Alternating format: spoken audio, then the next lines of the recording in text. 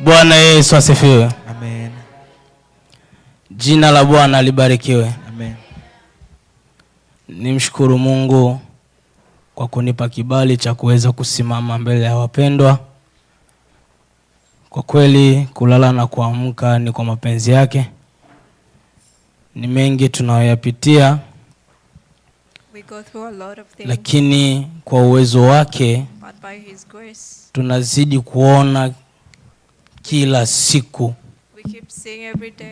Bwana Yesu asifiwe. Jina la Bwana libarikiwe.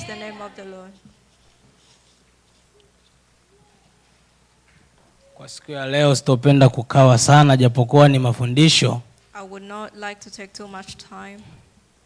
Lakini nitataka tufatane kama vile Mungu atakavyotuongoza. But let's hear the will of God. Yapo mengi ambayo yameongeleka na watumishi wa Mungu huko nyuma. We received a lot of lessons before. Ni jinsi gani wana wa Mungu tuliokolewa, how we can be saved, tukawekwa huru, and we've been set free. Na leo and today tutaendelea tu we are going to continue from where we kama ambavyo watumishi wanavyohubiri, like the teachers, ndivyo tutaendelea hivyo hivyo. That's how we are going to continue. Bwana Yesu asifiwe. Praise the Lord. Jina la Bwana libarikiwe. Praise his name again.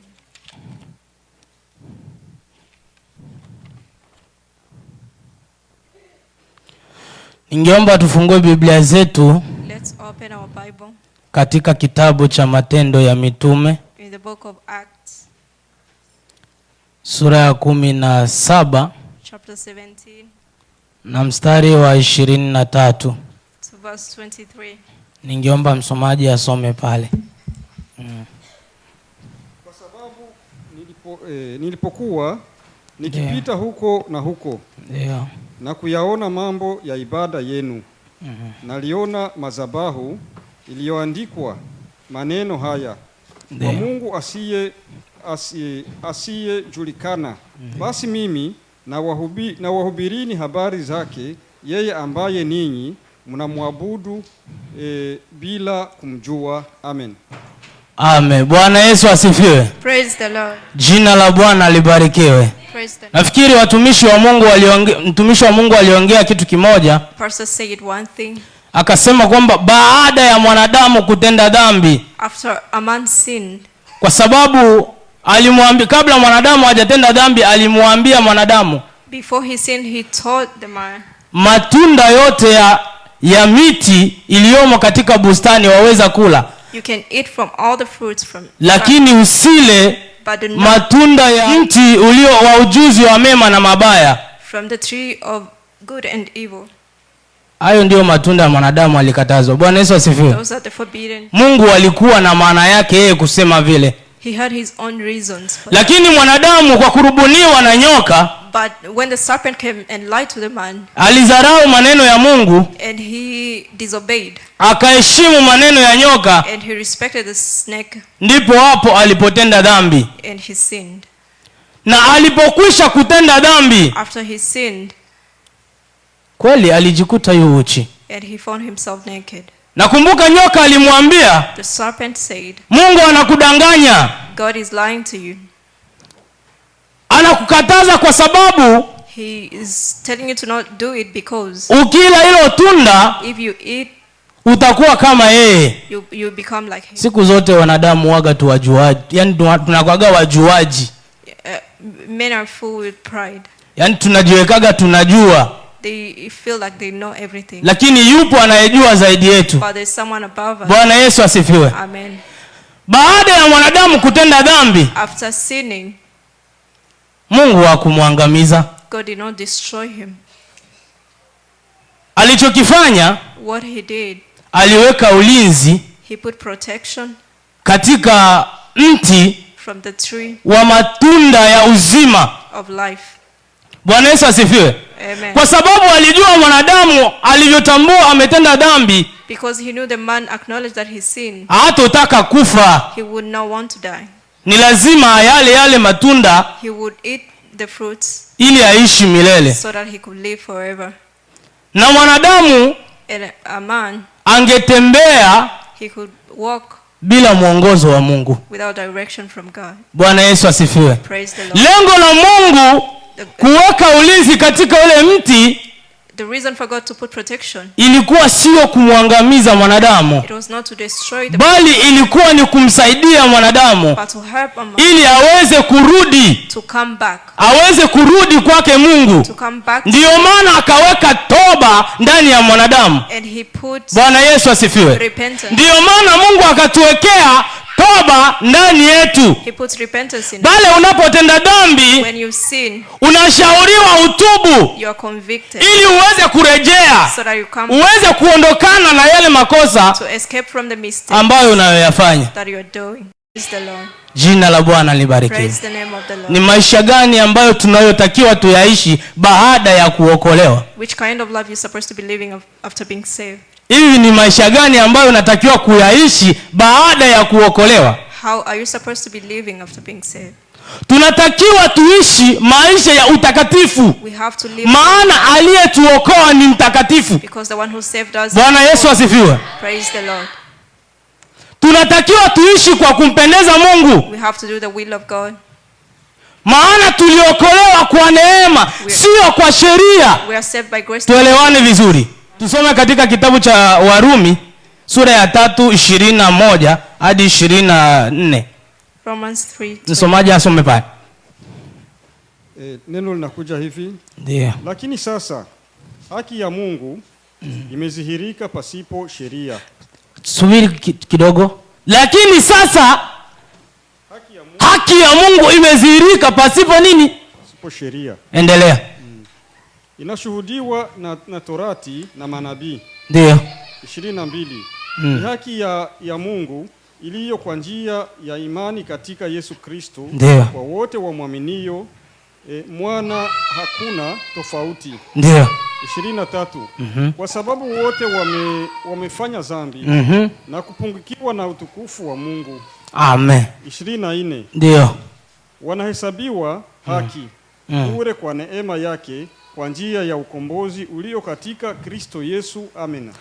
Bwana Yesu asifiwe.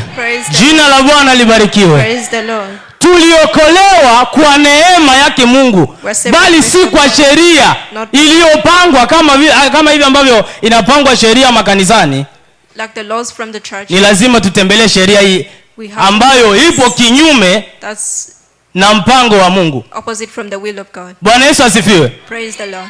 Haikuwekwa shurti ya kusema wewe mwana wa Adamu ni lazima uende ukaokoa wale watu. It could have been a must for Lakini ilikuwa ni neema kwa upendo wake nani? But by grace. Ilikuwa ni neema yake Mungu. He was saved by grace. Kwa sababu alitupenda. Because he loved us. Hakutaka kuangamiza hichi kizazi. He didn't want to destroy the entire generation. Ndiko tukaja kuokolewa. And we are saved. Bwana Yesu asifiwe. Praise the Lord. Yapo maisha ambayo tunatakiwa tuyaishi. Life you're supposed to live. Tuishi katika ibada. Let's live by worshiping. Haleluya. Amen. Mpaka sasa kuna watu wanaoabudu lakini hawajui wanafanya nini. There are people who are not. Bwana Yesu asifiwe. They are doing. Wengi wanajitwika katika ibada lakini hawajui nini maana ya ibada. They worship knowing the reason. Hata kujiweka katika ibada hawajui ni kipi wanachokifanya. They don't know what they are doing. Ibada ni nini? What is worship? Ibada ni kitendo chochote kifanywacho kuonyesha unyenyekevu wa hali ya juu, to show that you utiifu, you humble, heshima, you respect, shukrani, you give thanksgiving na utukufu and glory kwa Mungu. to God. Bwana Yesu asifiwe. Praise the Lord. Jina la Bwana libarikiwe. Praise the Lord. Na hiyo inaambatana na mambo kadha wa kadha, And it's ikiwemo among kusifu, to kuabudu, praise, to worship, kusujudu, to worship, kuimba, to sing, kufunga, to fast, kutoa sadaka, to give offering, na kushiriki maagano ya kiimani. and to have communion in faith. Huenda wewe unafanya ibada lakini usijue ina maana gani. Maybe you worship without knowing the reason. Bwana Yesu asifiwe. Amen. Je, unapoabudu When you worship, wewe ni mnyenyekevu kwa Mungu? are you humble before God? Bwana Yesu asifiwe. Amen. Yawezekana ukaonyesha unyenyekevu mbele ya macho ya walimwengu, lakini moyoni mwako ukawa hauna huo unyenyekevu. But in your heart you're proud. Bwana Yesu asifiwe. Amen. Nikufundishe leo Let me teach you. na ili ujue kwa nini unaabudu. Why do you worship? Kwa nini Why? Unajitwika katika ibada. Why are you supposed to? Bwana Yesu asifiwe. Amen. Hii ndiyo maana ya ibada. That's the reason for worship. Sasa umeshaanza kujiuliza hapo, je, hayo aliyosemwa Ask yourself what they say. Ndiyo mimi nayafanya? Do I do it? Jiulize ndani ya moyo wako, je, Ask yourself, hivi nilikuwa najua maana ya ibada? did I know the reason? Au nilikuwa najua ibada ya maana yake nini? Or I knew the meaning of worship? Kutoa mwili wako kufanya kazi za Mungu. To sacrifice yourself for the ministry. Epukana na mwili wako kufanya mambo yasiyo ya Mungu. To take away your body from, kwa sababu unaambiliwa utoe mwili wako ili hiyo ndiyo ibada yako ya kweli. That's your true worship. Je, wewe unafanya hivyo? Do you do it? Kuna aina 3 ya ibada ambazo tutajifunza kwa siku leo, ikiwa muda utaruhusu. Aina za ibada ambazo zinazofanyika leo how to worship na kwenye makanisa yetu. In our churches. Bwana Yesu asifiwe. Amen. Moja, the first one, ibada kwa Mungu. Worship to God. Mahali pa ibada sio lazima pawe hapa kanisani. Na hata huko unapoishi. Wherever that you are. Bwana Yesu asifiwe. Amen. Je, wewe unafanya ibada tu hapa kanisani? Do you just worship when you are at church? Hapa tunakusanyika kwa kuabudu kwa pamoja. Kwa maana Mungu alisema kusanyikeni mkiabudu kwa pamoja. Bwana Yesu asifiwe. Lakini hata nyumbani kwako kule unapoishi unatakiwa kufanya ibada. Supposed to do it at home too. Hivi ni ibada gani unayoifanya nyumbani? Which kind of worship you do? Bwana Yesu asifiwe. Amen. Tusome Matendo ya Mitume. Acts. Sura ya 13. Chapter 13. Mstari wa 2. Mstari wa 2 unasema hivi. Basi hawa walipokuwa wakimfanyia Bwana ibada na kufunga Roho Mtakatifu akasema nitengeni Barnaba na Sauli kwa kazi ile niliyowaitia. Amen. Amen. Bwana Yesu asifiwe. Praise the Lord. Ibada za Mungu ni zile unazonyenyekea. The ones that you humble. Unazonyenyekea. You humble mawazo yako ukimwelekea Bwana. Unasali bila unafiki ndani yako. You pray without hypocrisy. Na hapo ndipo panapotoka baraka. That's where the blessing. Na hapo ndipo Mungu anapoinua mtu kwa ajili ya kukutendea jambo. Bwana Yesu asifiwe. Mungu hashushi kitu, bali Mungu anamtumia mtu kukubariki. The Lord uses a person. Bwana Yesu asifiwe. Amen. Unapomwomba Mungu kitu, when you pray and ask, usitegemee kwa kitashuka na hadi mkononi mwako, lakini ni lazima mtumie mtu. But he uses a person. Atakuletea kitu unachokihitaji, aidha kwa maneno, what you need through words, au kwa kitu ambacho ulichokiomba. Bwana Yesu asifiwe. Amen. Unapomwomba Mungu akupe maisha mazuri, for a good life, unafikiri kwamba kuna mtu ambaye atakuja kukupa pesa, mtaji huo? Anza. Katika maisha ya Kikristo ni lazima Mungu atakutumia mtu wa kukuonyesha njia ya kutafuta hizo pesa. Bwana Yesu asifiwe. Amen. Na yote ni kwa sababu uliabudu kwa katika roho na kweli. Ulijitwika katika maombi, ulijitwika katika vifungo, uliomba Mungu na kumsifu kwa roho na kweli. Ndiyo maana akakubariki. Bwana Yesu asifiwe. Praise the Lord. Jina la Bwana libariki. Praise the name of the Lord.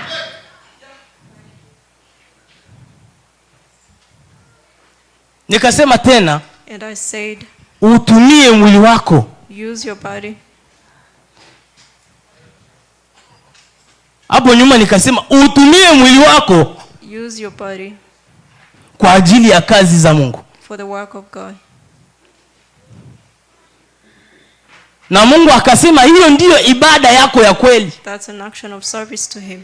Lakini tunavyokuwa sisi sasa hivi, but the way we are, tumeweka roho ndiyo ya Mungu, we put, yes, the spirit of lakini miili yetu ndiyo ya kutenda mambo yetu tunayojiamulia. Do our will. Hasa ulimwengu wale. That's the world of today. Bwana Yesu asifiwe. Sio kwangu, ni kwetu sote tunayatenda. We do it, all of us. Hivi najiuliza ni kipi ambacho ninachokitenda ambacho watu hawajui? Can you ask yourself what you do when you hard? Tunajiweka watakatifu mbele ya macho ya watu wengine. We look holy in front of people. Lakini ndani Mungu anatuona yale tunayoyafanya. Ina maana tunaabudu katika unafiki. We worship in Bwana Yesu asifiwe. Amen. Miili yetu badala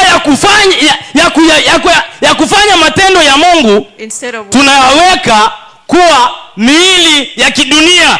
We put our flesh in. Tunafanya ibada za kidunia. We keep sinning. Tunasujudia ibada za kidunia. We worship kuliko kufanya ibada ambayo Mungu ametuambia tufanye. And we fail to do the will of God. Bwana Yesu asifiwe. Kumbuka tulisema ibada ina utii, ina unyenyekevu, ina kuabudu, ina utukufu. Je, wewe unaabudu kwa njia gani? In which way? Unamtumikia Mungu katika maisha gani? How do you serve God? Bwana Yesu asifiwe. Praise the Lord. Unapolisikia neno, when you hear the word of God, jitahidi kutafakari. Try to reflect. Je, haya yanayoongeleka what they are saying ndiyo maisha yangu? Is it my life? Bwana Yesu asifiwe. Praise the Lord. Kuna kile ambacho unachokijua, there's something that you know, na kile ambacho sichokijua. And what you don't. Bwana Yesu asifiwe. Praise the Lord. Jina la Bwana libariki. Praise the name of the Lord. Tusomee Warumi 12:1. Romans 12 verse 1.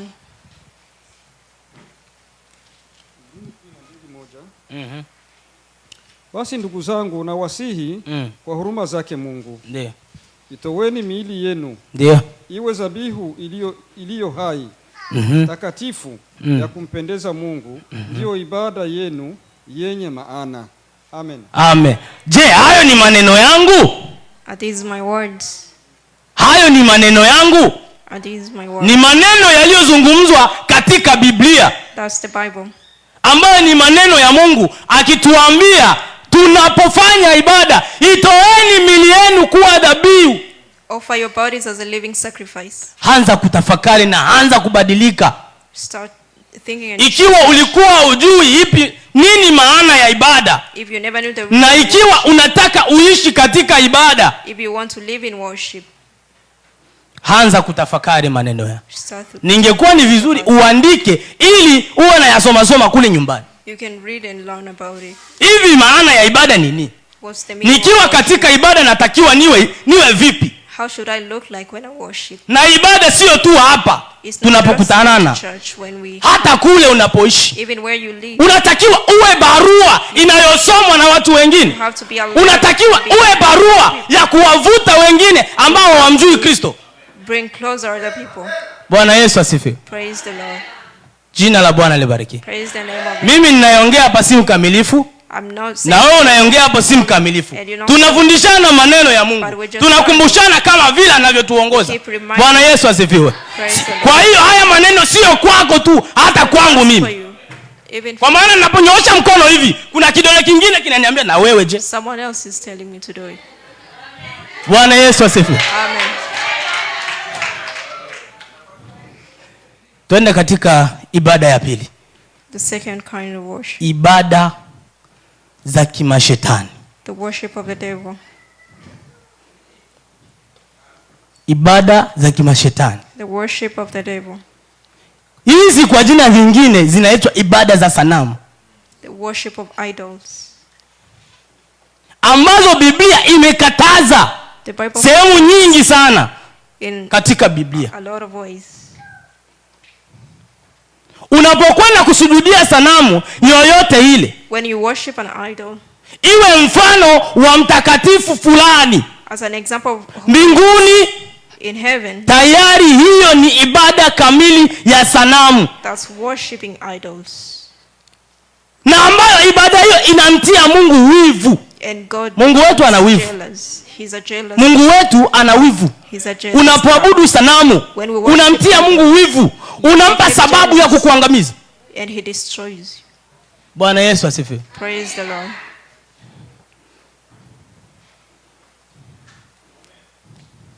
Tusomea Kolosai. Colossians 3 mstari wa 5. Verse 5. Neno la Mungu linasema hivi. Yeah.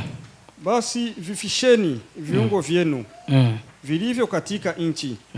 Uasherati, uchafu, tamaa mbaya, ndio, mawazo mabaya, na kutamani, ndivyo ibada ya sanamu. Amen. Amen. Amen. Biblia inasema, the Bible says, vificheni viungo vyenu. Lakini sasa hivi ndisha kwa nitangaze. Put to death. Hujui unafanya ibada ya sanamu. You don't know you're worshiping idols. Hujui.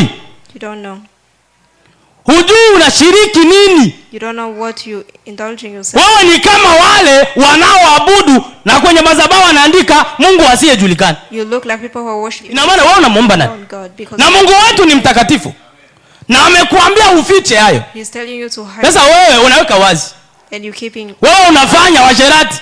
You sinning sexual immorality.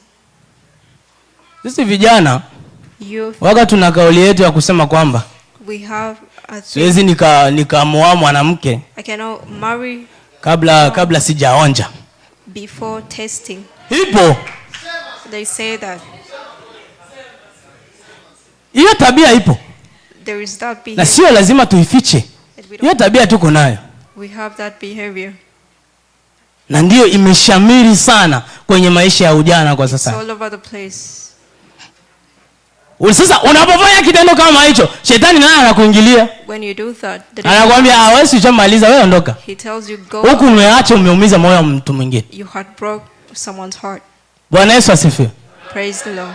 Manunguniko yake yule yanakupa wewe taabu. His brokenness. Hujui umetenda dhambi. You're guilty. Hujui umeshiriki ibada ya sanamu. You worshipped an idol. Bwana Yesu asifiwe. Praise the Lord. Hujui. Biblia imekataa. The Bible forbids. Ikasema ficha, weka mbali. Put to death. Sasa wewe and you ndio umeona kuwa ni maisha ya kawaida. You look like it's normal. Hallelujah. Amen. Na mimi ni kijana. I'm a youth too. Hiyo tabia inawezekana ipo ndani yangu na mimi. It's possible I do it. Na ndio maana nilisema kwamba that's why I say siwahubiri nyie. I'm not just preaching to you. Tu ni sisi wote. It's all of us. Bwana Yesu asifiwe. Amen. Jina la Bwana libarikiwe. Praise the Lord.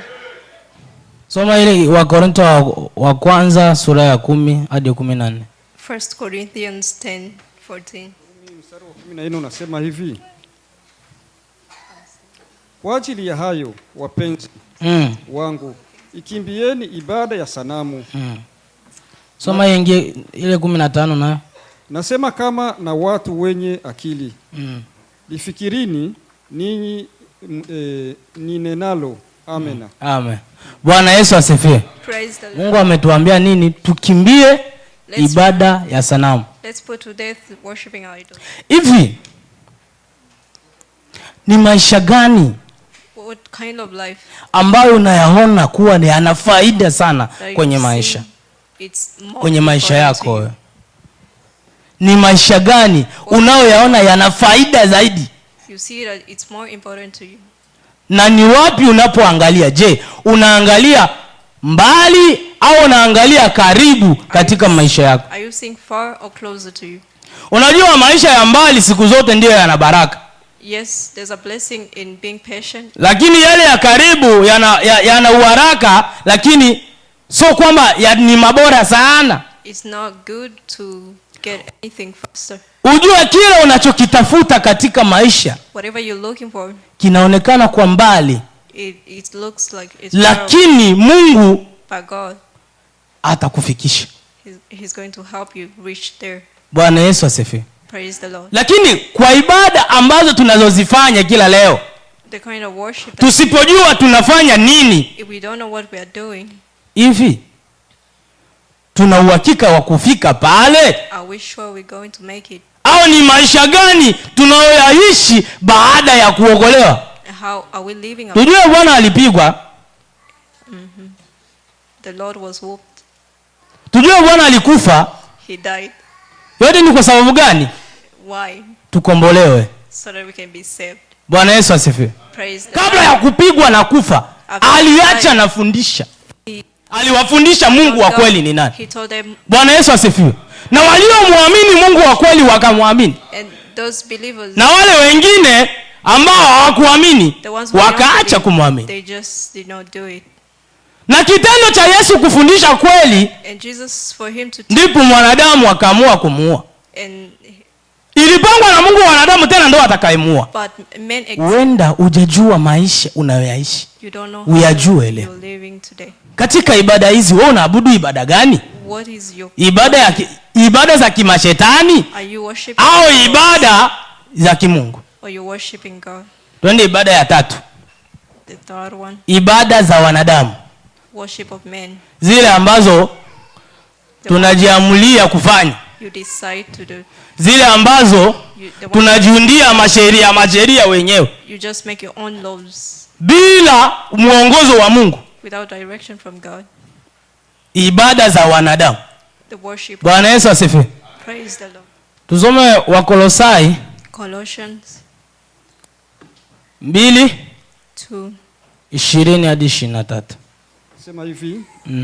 Basi ikiwa mlikufa pamoja na Kristo, mkayaacha yale mafundisho ya awali ya ulimwengu, kwa nini kujiita chini ya amri kama wenye kuishi duniani? 22. Ndio. Msishike, msionje, msiguse. Ndio. 22. Mambo hayo yote huharibika wakati wa kutumiwa. Ndio. Hali mkifuata maagizo na mafundisho ya wanadamu. Ndio. 23. Ndio. Mambo hayo yanaonekana kana kwamba yana hekima katika namna ya ibada mliojitungia wenyewe. Ndio. Na katika kunyenyekea na katika kutawala mwili wa ukali, lakini hayafai kitu kwa kuzizuia kama tamaa za mwili. Amen. Bwana Yesu asifiwe. Jina la Bwana libarikiwe. Tunaulizwa kama tulikufa pamoja na Kristo, kwa nini tuishi katika sheria za kibinadamu? Bwana Yesu asifiwe. Amen. Kuna mtu anaweza akafungua mfano kanisa lake. One person can open a church, for example. Ni Mkristo. Is a Christian. Lakini kwenye hilo kanisa akaweka sheria zake yeye mwenyewe. But he put his own laws in that church. Kila mmoja atakayeshiriki mule anatembelea hizo sheria. Na huko akihubiri anasema kwamba ni sheria za Mungu. He preach saying, kwa nini tutembelee sheria za kibinadamu? Watu wengi wanajiwekea sheria zao wenyewe. Hadi kuna makanisa yanaweka sheria ya kumuua mtu eti ni sheria ya Mungu. Umetenda dhambi wanakuua eti ni sheria ya Mungu. Hilo kanisa lipo, si hapo lakini. There's a church like that. Wewe tu unakufa kwa kuvunja sheria. You die by breaking the law. Na hiyo ni utukufu kwa Mungu. And that's the glory. Na tunakubali ndio. And you say yes. Amena. Kwa nini tufumbazwe? Kwa nini tusijue kweli ya Mungu? Na hii yote inasababisha kwa sababu hatumjui huyu Bwana. We don't know who is he. Hatutembei kwa misingi ya neno la Mungu. Bwana Yesu asifiwe. Praise the Lord. Ni kwa sababu hatutembei kwenye misingi ya huyu. We are not walking by the Bible. Hebu kanisani watu walipewa mabiblia lakini ni wachache wanaozimiliki. How many people do you keep? Ni wachache. Keep their Bible. Sasa ukija kuambiliwa neno ambalo alikuingia kichwani vizuri, haulielewi, wao unaliamini kwa sababu watakwambia linatoka katika Biblia. Kwa sababu hauna Biblia hapo ulipo, utashindwa kudhibitisha na unaamini. Mwisho wa siku unaenda kuweka ubishi na yule anayejua kweli. Unakataa kweli, unaenda katika uasi. Na wanadamu asili yetu ni kukataa kweli. You just believe what you don't understand. Wanadamu asili yetu ni kukataa pale ambapo pana kweli ya Mungu. Tunakimbilia kule ambako kuna uongo mtupu. Na yote ni kwa sababu sisi wanadamu tunapenda vitu vya rahisi sana. Unataka uweke mikono, Bwana ponya, amen, nisha napona. Unakataa kweli ya Mungu, unakimbilia yule anayeponya. Hivi wewe hauna imani ya kumwomba Mungu akakuponya? Una imani ya kupiga magoti ukamwomba Mungu akakuponya? Lazima ukimbilie wale wanaoangusha watu ili upate uponyaji. Yaani wewe unataka vitu vya haraka haraka. Haraka haraka haina baraka, ndugu yangu. Bwana Yesu asifiwe. Waswahili wakasema mwenda pole hajikwai. Mwenda pole hajikwai. Lakini yule haraka haraka ndio anaanguka chini. Lakini wewe wa pole pole utaenda na tahadhari. Bwana Yesu asifiwe. Amen. Jichunguze maisha yako na yaishi. Check your life. Hebu chunguza maneno ya watumishi wa Mungu yanahubiriwa leo. Kwa maana Mungu alisema watakuwepo manabii wengi wa uongo na watakuja kwa jina langu. And they come in my name. Bwana Yesu asifiwe. Amen. Sheria zimeundwa makanisani. The laws are found in church. Na watumishi wengi sana. And a lot of teachers. Anatangaza ni sheria ya Mungu. They say they're from. Na wewe unaamini. And you believe. Ukija kumwomba, kuna wachungaji wengine hivi ukimwomba ushauri, mtu amenifanyia ubaya, unaenda kumwomba ushauri hivi, huyu nimfanye nini mchungaji, nifanye nini? Yeye anakushauri They advise you. Wewe lipiza tu. Just revenge. Hata Musa alilipiza. Even Moses did it. Sawa. Sasa hivi wewe ukienda kulipiza, yule alikutendea dhambi. Na wewe unaenda kulipiza, umetenda dhambi hivyo hivyo. You sin also. Sasa haya ni maisha gani? Badala ya kujitoa kwenye dhambi, wewe unajituka kwenye dhambi. Hivi nikwambia kitu kimoja. Mtu akikutendea ubaya na ukizarau ule ubaya wake, hivi anakuwa jizarau mwenyewe. Hivi ni nini kwa hii? Mbona huyu mtu hivi? Ananionaje? Mbona alipizi? Mbona hapandi? Sasa wewe unajiweka ni lazima atakuja kwangu. Nitamuonyesha mimi ni nani. Mwenzako haiko pale. Na ni kwa sababu anajua kweli ya Mungu. Anamwambia Mungu msamehe yule, hajui anachokitenda. Bwana Yesu asifiwe. Jina la Bwana libarikiwe. Hizi ndizo ibada zinazofanyika sasa hivi. Tena ndo nyingi. Ndo nyingi sana. Bwana Yesu asifiwe. Hizi ndo nyingi sana. This kind of worship happen a lot. Sasa Mungu anakuambia, God is saying, dumu katika unyenyekevu. Keep being humble. Piga goti uombe. Kneel and pray. Funga. Fast. Wewe unategemea maombi mwenzako tu. You just depend on your neighbor's prayers. Hauna hisia ya kumwomba Mungu. You don't feel like praying for yourself. Unategemea tu ili mimi nipate uponyaji. Bila pastor fulani hapa sitapona. Without pastor. Bila mtumishi fulani hapa mimi sitapona. Without this. Yaani wewe sio kumwamini sasa Mungu, unamwamini ule pastor. Unamwamini ule mtumishi. Yaani unamwabudu, yaani umeingia katika ibada ya sanamu. You are worshiping an idol. Bwana Yesu asifiwe. Amen. Kuliko wewe kupiga goti ndani mwako au naomba pale ulipo, Mungu, jaribu hili limenikuta, naomba uniepushie. Mungu, nimepigwa na magonjwa, naomba uniponye. Yanaonisababisha nisifanye huduma zako. Wewe hadi mimi nipone, hadi yule mchungaji aombe. Sasa unamwamini Mungu, unamwamini mchungaji. Bwana Yesu asifiwe. Amen. Ole. Woe unto you.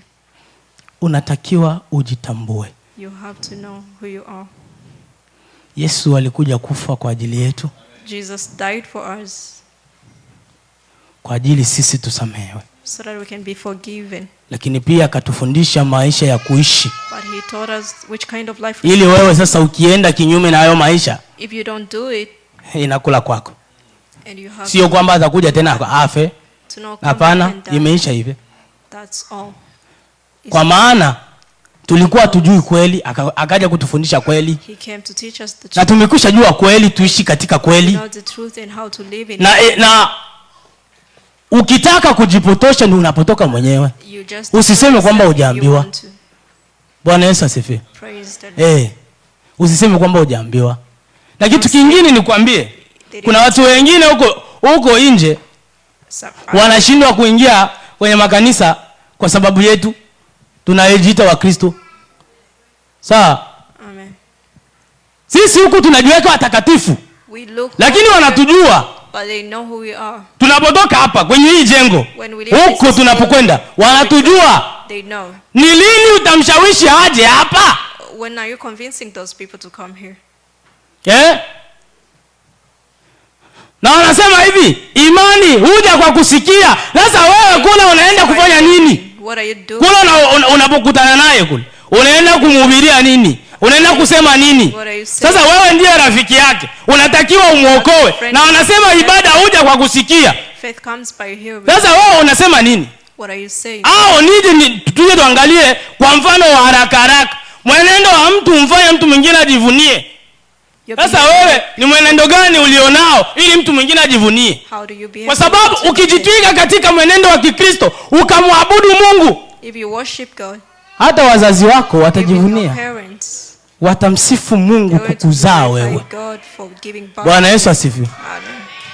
Wazazi watamsifu Mungu wakimwabudu. Kuna watoto wengine wamezaliwa katika mafamilia ya kipagani, lakini mpaka sasa hivi familia zao zimeokoka kupitia wao. Their families are saved because. Utashuhudiwa na nini?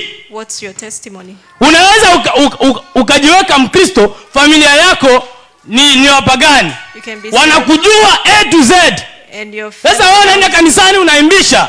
Unaenda kanisani unahubiri. Unaenda kanisani, yani unafanya huduma za Mungu kama mkamilifu. Lakini unapotoka, but when you go out, si lazima uonyeshe marafiki zako kwa hali unayoonyesha ndani ya nyumba yenu. Mama yako akasema bado mimi kumfuata huyo. Bado. Sasa atakufuataje? Ina maana kule anajua kule unaenda kufundishwa uuni. Because they know you are deceived. Tuishi katika ibada ya Mungu. Let's live in worshiping God. Na ibada ya Mungu and worship of God ni ibada iliyo na unyenyekevu wa hali ya juu, utukufu wa Mungu, kumwabudu Mungu, kumsifu and praising.